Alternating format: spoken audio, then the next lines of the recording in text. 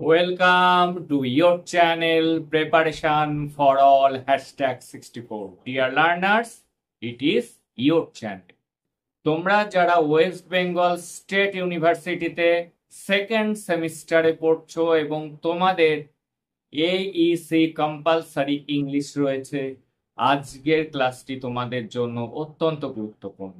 আজকে প্রোজ থেকে ওভারঅল একটি ক্লাস, দুটি প্রোজ রয়েছে, সেই দুটি প্রোজ থেকে কি কি গুরুত্বপূর্ণ কোশ্চেন আছে সেগুলি আজকের ক্লাসে দেখে নাও।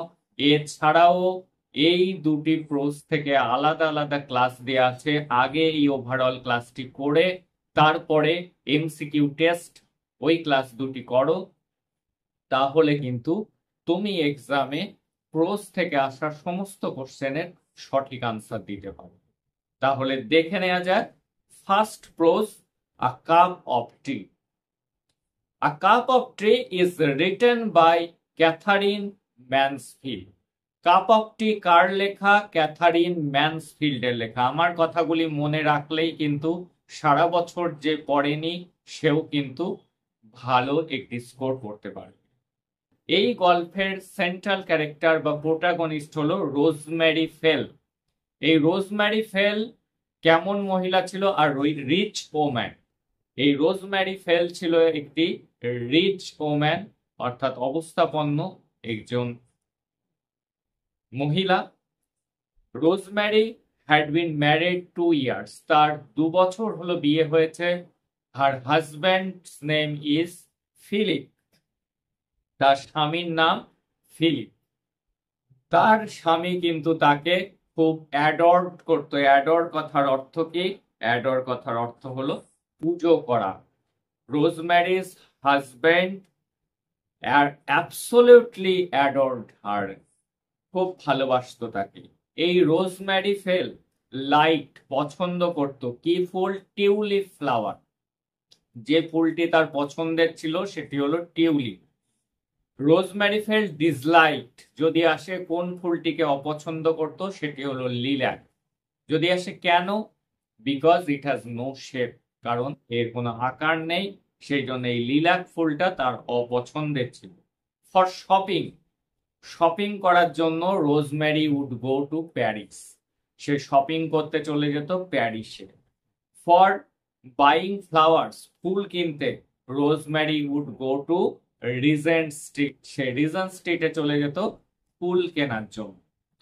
The shopkeeper of the antique shop, এই অ্যান্টিক শপের শপকিপার ভ্যালুড রোজমেরি, রোজমেরিকে খুব মূল্য দিত অ্যাজ এ কাস্টমার, কাস্টমার হিসাবে। বিকজ, কারণ she was a regular customer, তার নিয়মিত অ্যান্টিক শপে যাতায়াত ছিল। অ্যান্টিক শপ কি? যেখানে পুরনো দিনের জিনিসপত্র পাওয়া যায়।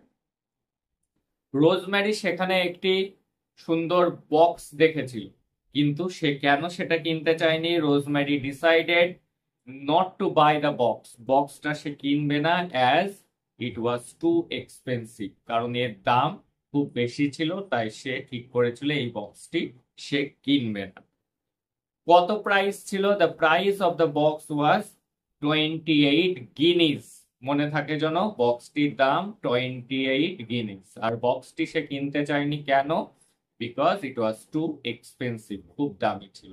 বক্সটি সে কোথায় দেখেছিল? অ্যান্টিক শপে দেখেছিল। অ্যান্টিক শপটি কোথায় অবস্থিত ছিল?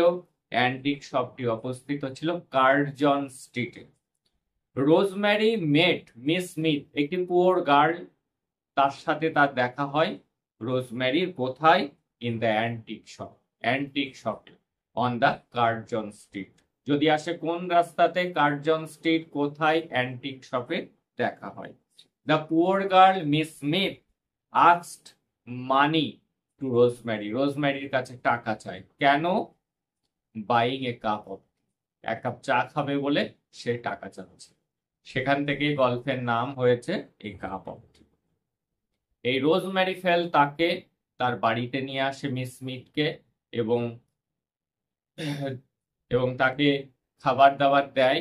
কিন্তু তার বর এসে যখন এই রোজমেরি ফেলকে বলে যে এই মেয়েটি মিস স্মিথ দেখতে খুব সুন্দর, তখন কিন্তু তার মধ্যে আবার জেলাস ফিল হয় এবং সে কত টাকা দিয়ে এই মিস স্মিথকে বাড়ি থেকে বিদায় দেয়?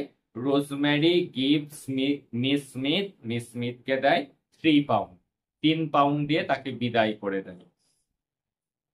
Rosemary love to read the novel of, কার লেখা নভেল উপন্যাস পড়তে সে ভালোবাসতো? দস্তয়েভস্কি। খুব ইম্পর্টেন্ট কোশ্চেন, কার লেখা নভেল পড়তে সে ভালোবাসতো? Dostoevsky. Good lord, she is absolutely lovely, তাকে দেখতে খুব সুন্দর। Said by Rosemary's husband Philip about Miss Smith, Miss Smith সম্পর্কে রোজমেরির হাজবেন্ড এই মন্তব্য করেছিল, শি ইজ অ্যাবসলিউটলি লাভলি।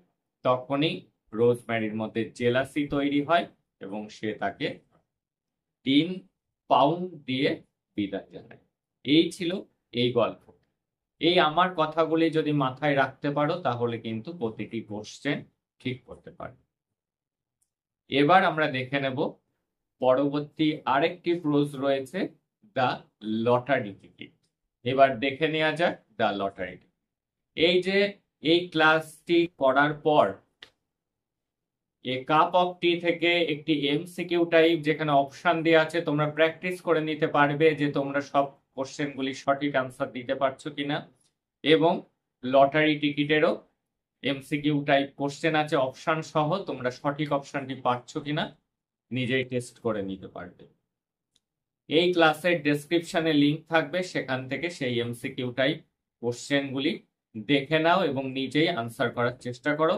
যদি পারো তাহলে এক্সামে তুমি সব কোশ্চেন ঠিক করে আসতে পারছো।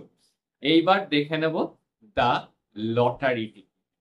The lottery ticket is written by, এটি লিখেছেন অ্যান্টন চেকভ। কার লেখা? এটি লেখা অ্যান্টন চেকভ। ইভেন্স ফ্যামিলি, এখানে যে ফ্যামিলির কথা আছে সেই ফ্যামিলি হলো Evans family. Income was 1200 a year, অর্থাৎ যদি আসে যে অ্যানুয়াল ইনকাম কত ছিল? 1200 টাকা। 1200 অন, এটি ছিল তার অ্যানুয়াল বাৎসরিক ইনকাম, মনে থাকে যেন, মাসিক নয় কিন্তু। ইভেন্স ওয়াইফ ওয়াজ, ইভেন্সের ওয়াইফের নাম ছিল মাশা। খুব ইম্পর্টেন্ট, ইভেন্সের ওয়াইফের নাম মাশা, তার ফ্যামিলি ইনকাম ছিল 1200 টাকা। কি হয়েছিল? তার ওয়াইফের লটারির টিকিট কাটার শখ ছিল। একদিন সে লটারির টিকিট কেটে আনলো এবং তার হাজবেন্ডকে বলল যে পেপারে দেখো তো আমি এই টিকিটটা কেটেছিলাম, এটা বেঁধেছে কিনা, এটা দেখো, খবরের কাগজের রেজাল্ট বেরোয়, সেটি দেখতে তার হাজবেন্ড অর্থাৎ ইভ্যানকে বলল। What is the number of the ticket, ticket নাম্বারটি কত ছিল? হুইচ বিলংস টু ইভ্যান্স ওয়াইফ, ইভ্যান্স ওয়াইফের কাছে যে টিকিটটি ছিল সেই টিকিটটির নাম্বার ছিল, সিরিজটা ছিল 9499 এবং নাম্বারটি ছিল 26। সিরিজটিকে আবার ভালো করে শোনো, 9499 এবং নাম্বারটি ছিল 26। কিন্তু খবরের কাগজে যে নাম্বারটি প্রথম পুরস্কার হিসাবে পাবলিশড হয়েছিল সেটা কত ছিল? The number that comes out in the news paper was series 9499। Series কিন্তু মিলে গিয়েছিল কিন্তু নাম্বার ছিল 46, কিন্তু তাদের টিকিট ছিল 26। কিন্তু ইভেন এক নজর দেখে ভেবেছিল তার বউ প্রাইজটি পেয়ে গিয়েছে এবং স্বপ্ন দেখা শুরু করেছিল সেই প্রাইজ মানি নিয়ে তারা কি করবে।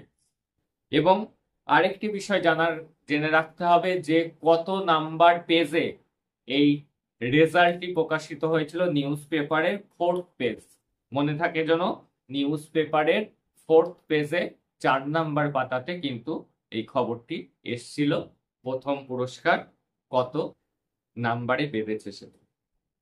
Are the number of the winning ticket was, winning টিকিটের নাম্বারটি ছিল 75,000, 75,000 টাকা, এটি কিন্তু প্রথম পুরস্কার ছিল। এই যে ইভেন্স, এরা কেমন ছিল?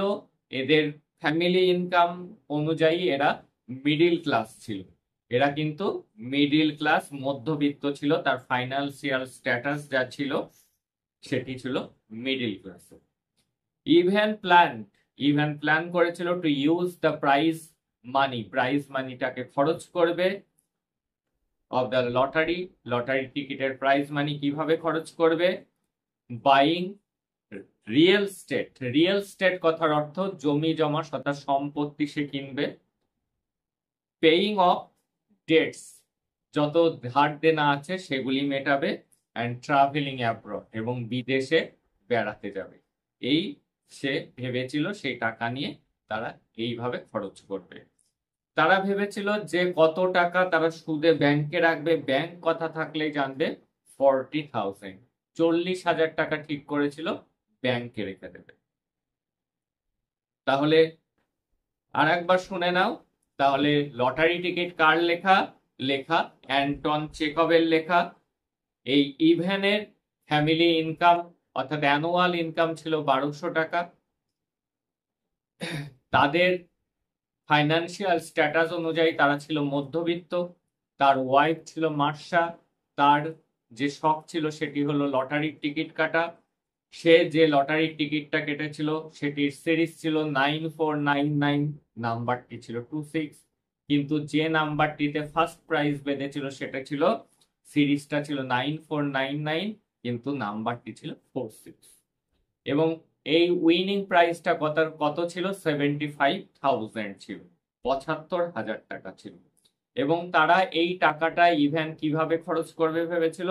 বাইং রিয়েল স্টেট, কিছু সম্পত্তি কিনে, পেইং অফ ডেটস, ধার দেনা শোধ করে, অ্যান্ড ট্রাভেলিং অ্যাব্রড, বিদেশ ভ্রমণ করে। এবং ব্যাংকে কত টাকা সে রাখবে ভেবেছিল? 40,000 টাকা সে ব্যাংকে রাখবে। আর যে লটারির টিকিটটির খবর এসেছিল, খবরের কাগজের কোন পাতাতে এসেছিল? 4th পেজে এসেছিল। এছাড়াও যখন সে এই স্বপ্ন দেখা শুরু করলো তখন কিন্তু তার বউকেও ভালো লাগছিল না। এত টাকা পেয়ে মনে হচ্ছিল তার বউ যেন বয়স বেড়ে গিয়েছে, তার সাথে বেমানান বউ, এটিও তার মনে হচ্ছিল। এর থেকে আরো ডিটেলস জানতে গেলে এবং এমসিকিউ তুমি পারছো কিনা, কতগুলো ঠিক করতে পারছো সেটি যাচাই করার জন্য এর যে প্লে লিস্টে গিয়ে যাও, এই ভিডিওর ডেসক্রিপশনে যাও, সেখানে আমি দ্য লটারি টিকিটেরও লিঙ্ক দিয়ে দিচ্ছি, তোমরা নিজেরাই এমসিকিউ গুলি সলভ করতে পারবে। That's all today. দেখা হচ্ছে পরের ক্লাসে, এবং পরের ক্লাসে আবার ওভারঅল পোয়েট্রি নিয়ে একটি ক্লাস।